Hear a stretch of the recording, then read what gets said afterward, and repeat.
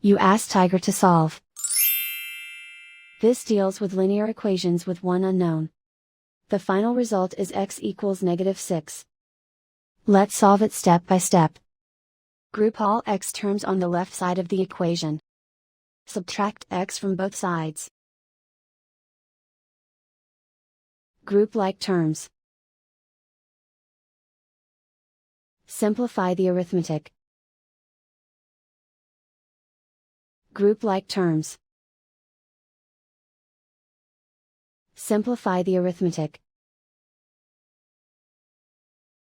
Group all constants on the right side of the equation. Add 3 to both sides. Simplify the arithmetic.